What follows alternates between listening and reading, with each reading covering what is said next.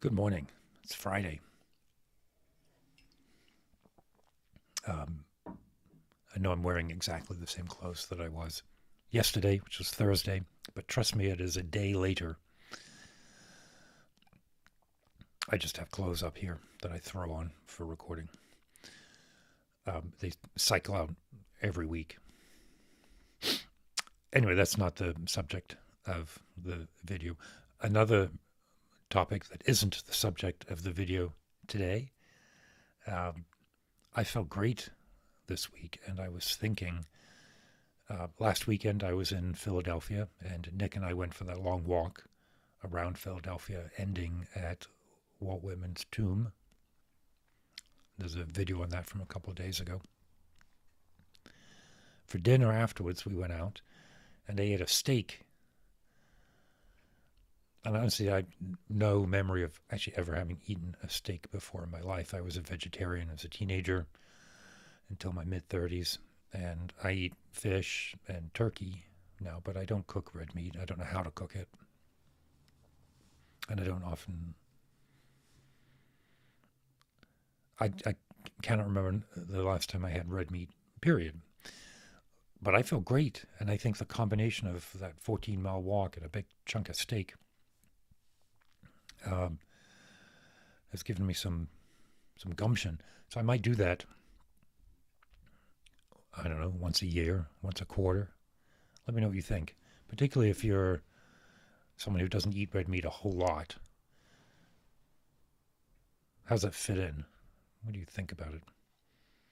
Anyway, the topic for today is anxiety, surrender, trust, meditation, how all of that fits together, what all of those might mean. So I'm hoping that this is kind of a practical video, something that you can take away and use in your daily practice, right? So there's a sequence, right? And it starts with this sensation of anxiety. Now, anxiety, if you sit with it, anxiety is a constraint. It's a constraining process on the openness of awareness.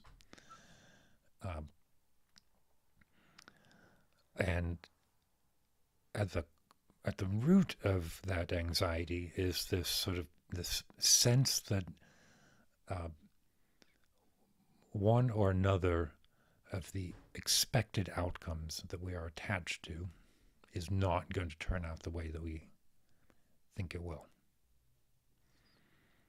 Right? So the classic formulation is to reduce anxiety by reducing attachment. But that's one of those things that's easier said than done, right? We're attached to the outcome. Let's say you're anxious about work. You're attached to that outcome because if you don't have a job, you don't have income. And if you don't have an income, you don't have a house, and you don't have dinner, and you can't get dog food.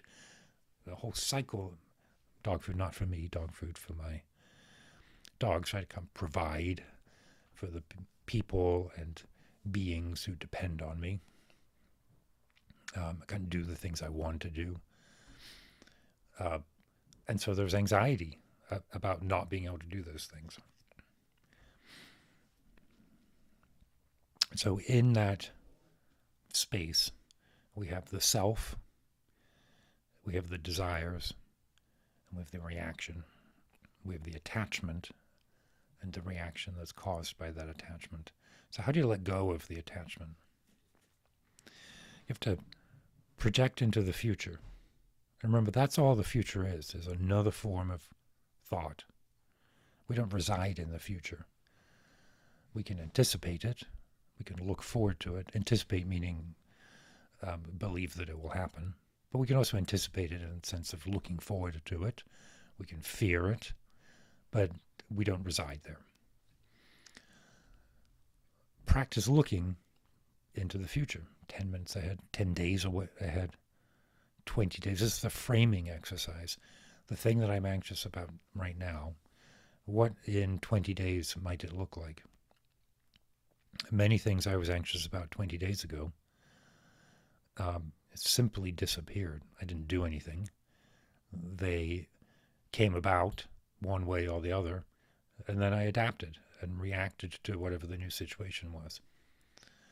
So the first axiom, I think, is to recognize that something is going to happen, right? And I will react to that something the same way I'm reacting to the moment now, the same way I reacted to the moments yesterday. And the chances are, once the reaction is there, if we are practicing, we practice with clarity, with compassion, and with wisdom. The anxiety is a constraining function on those, remember, right? We need to be able to have trust that the moment in the future that we are anxious about will arise, and we will approach it with openness and clarity and compassion. I think that's part of the mechanics of karma, right? Karma is a force equivalent to gravity. It just is. And I think if we keep that in mind, something is going to happen, and that something is going to be the outcome of karma and conditions. And we will experience that future moment with whatever clarity we have managed to acquire. We will come to it with, what that really means is we'll come to that moment with the filters and obscurations that remain in our consciousness. When I say that the antidote for anxiety is trust, it is to take that amalgam of ideas about the future, about the sort of unceasing reliability of karma, and the confidence that I will be present for that moment. And to say that those circumstances and my response to it will happen. Right? You're probably not getting a great sense of comfort from this at the moment. But I'd suggest if you sit and meditate on that, what I hope arises is the sense that there's a difference between the circumstances and the inner awareness.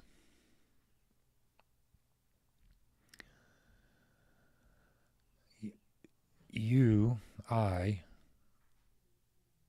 practice.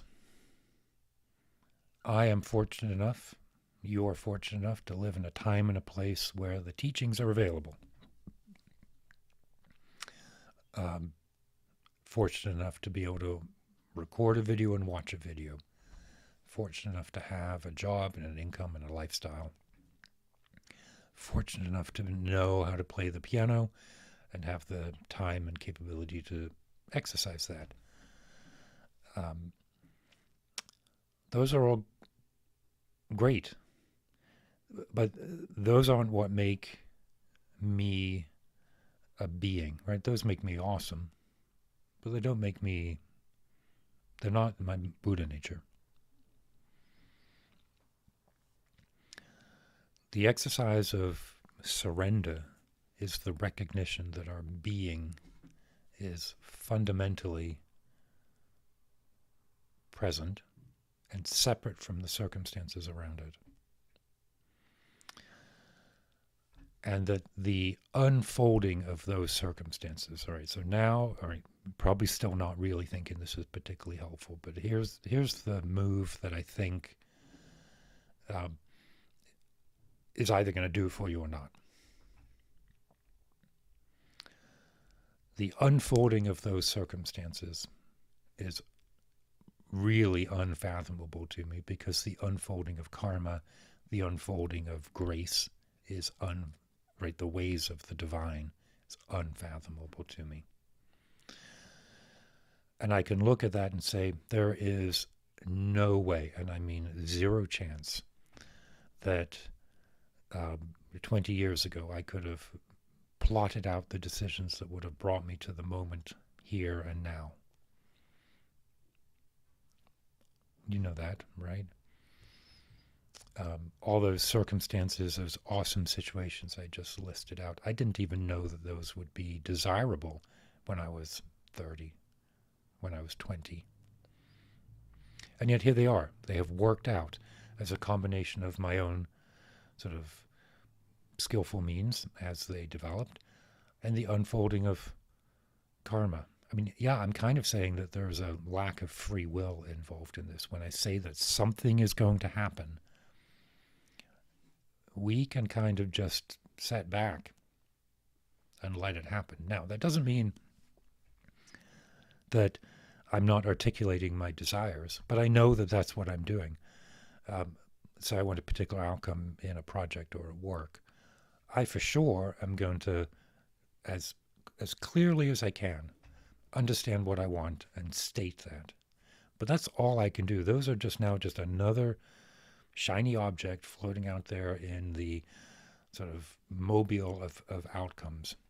My articulated outcome is like a little bauble floating on the ocean of karma. And maybe, like the butterfly wing, maybe it'll have an effect. But most likely, the thing that I think that I want, me right now thinking, how do I want the future to unfold? I have no idea. Surrender to that having no idea. Make the efforts that you have in this moment, but recognize that they are those ideas are operating from a very narrow understanding of what's unfolding. If you don't agree with that and you think that you are able to shape the future, do what I just did. Look at where you're at right now and try to figure out what actual decisions you made deliberately that brought you to where you are right now. I mean, for sure, there's some general life shapes that we all make. We get married, we buy a house, we get a job, or we don't do those things. We move to a certain place. But the impact of those decisions is, I would say, take this away and agree or disagree, the impact of our decisions is entirely unknowable. Surrender into that, and why be anxious? Anxiety, trust that something is going to happen. I am not saying that everything works out for the best. What I am saying is that the outcome is separate from our beingness, our meaningfulness, and it is entirely driven by the unfolding of karma, and the unfolding of karma is far too complex for my mind to understand. And unless you're the Buddha, and if you are, but unless you're the Buddha, it's far too complex for your mind listening to this to figure out as well. We may have ideas and grasping at things, but there's simply no way. So to the degree that we have clarity and insight today, we can plan, we can make statements, but that's all that is. The image that really comes to my mind when I say that is King Canute trying to stop the tide. Maybe momentarily in a very localized area, I can put up a sand barrier. But in any given moment, I can only do what I can do. And those moments in the future will be just another moment, at which point I will only do what I can do. And what I can do is the very constraints of the idea of the reified self. And we know from practice that that's an illusion.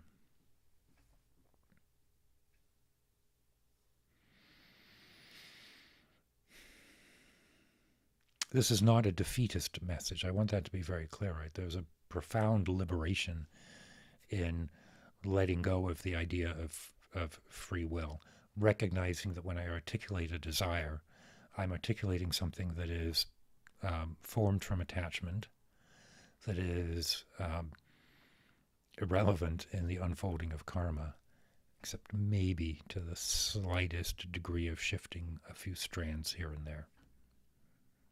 So do it, but then sit back and observe.